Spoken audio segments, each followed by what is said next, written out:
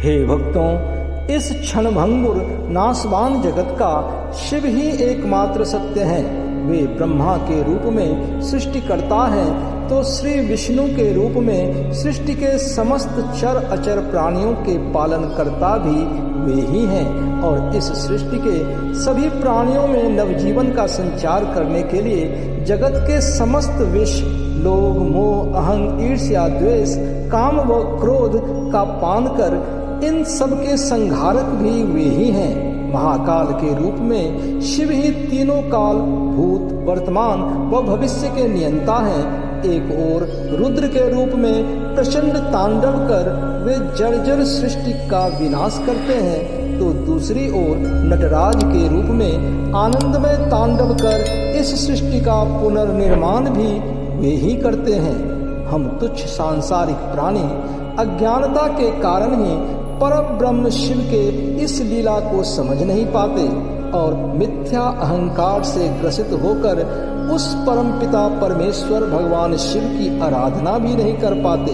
यही कारण है कि इस पृथ्वी पर शिव के मानव अवतार कहे जाने वाले आदि शंकराचार्य जी हमें इस शिव अपराध मोचन स्तुति के द्वारा जीवन की सच्चाई से अवगत कराते हुए हमारे द्वारा जाने अनजाने किए गए समस्त पाप कर्मों के लिए शिव से क्षमा प्रार्थना करते हैं।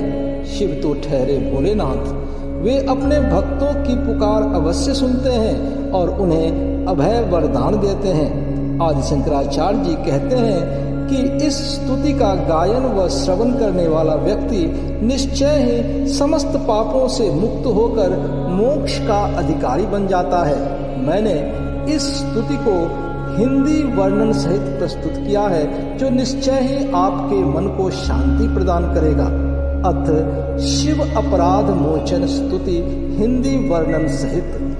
चंद्रोद्भासित शेखरे स्मरा, हरे गंगाधर शंकरे, सर्पै भूषित कंठ कर्ण विवरे, नेत्रोत्थव स्वानरे, दन्ते त्वकृत सुंदरांबरा, धरे त्रैलोक्य सारे, हरे मोक्षार्थम कुरुचेत वृत्तिम, चला मन्यस्तु किंकर्म भी। वे शिव जिनकी ललाट चंद्रमा की तेज से प्रकाशित हो रहा है, जो कामदेव का नाश करने वाले हैं, जो अपने जटाओं में गंगा जी को धारण किए हुए हैं, जिनके कंठ और कर्ण सर्पों से आभूषित हैं, जिनके नेत्रों से अग्नि प्रकट हो रहा है, जिन्होंने गजचर्म को वस्त्र की तरह धारण कर रखा है, तथा जो तीनों लोकों के सार त्रिलोकी नाथ हैं, ऐसे शिव के चरणों में मैं मोक्ष प्राप्ति के लिए अपनी समस्त चेतना को समर्पित करता हूँ। बाकी अन्य सांसारिक कर्मों का अब क्या प्रयोजन।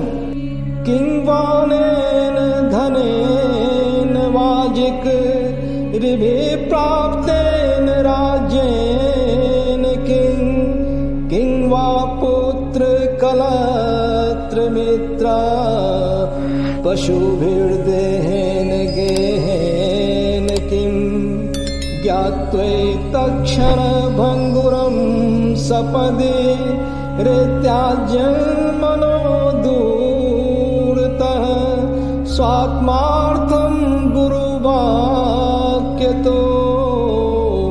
भजमन श्री पार्वती वल्लभम।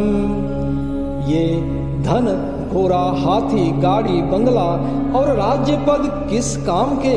सभी सगे संबंधी, पुत्र, पत्नी, मित्र और वफादार पशुओं से क्या फायदा?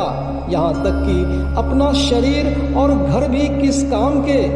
ये सब तो क्षण भंगुर हैं, यानी कि जल्दी ही नष्ट हो जाने वाले हैं। अतः इनको नाशवान जानकर रे मन, तू इसे दूर से ही त्याग दे और मन अथवा आत्मा की शांति के लिए गुरु वचनानुसार पार्वती वल्लभ श्री शिव शंकर का भजन कर। आयुर्नश्यति पश्यतां प्रति दिनं याति क्षयं यौवनं प्रत्यायान्ति गता पुनर्न दिवसा कालो जगद्भक्षकः लक्ष्मीस्तोय तरङ्गभङ्ग चपला विद्युच्चलं जीवितं तस्मात् त्वां शरणागतं शरणद त्वं रक्ष रक्षाधुना। हमारे आंखों के सामने नित्य प्रतिदिन आयु नष्ट होती जा रही है, यौवन क्षीण होता जा रहा है और बीते हुए दिन फिर से लौटकर नहीं आने वाले हैं। संपूर्ण जगत मानो काल के गाल में समाता जा रहा है।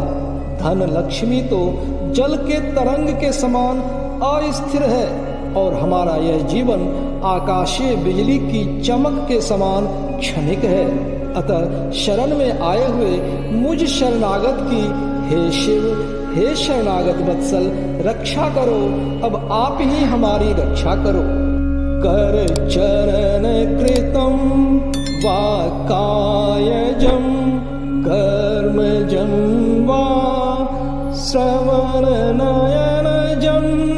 वा मानसं वापराधं विहितमविहितं वा सर्वमेतत्क्षमस्व।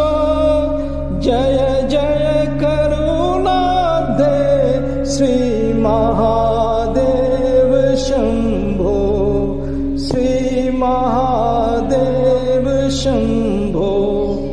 हे शिव, मैंने हाथ पैर वाणी शरीर कान आंख कर्म और मन द्वारा जाने अनजाने न जाने कितने पाप कर्म किए होंगे।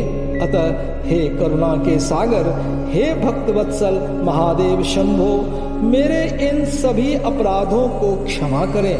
हे क्षमा करता भोले शंकर, आपकी सदा ही जय हो। हर हर महादेव, जय जय शिव शंकर, भोलेनाथ की जय हो।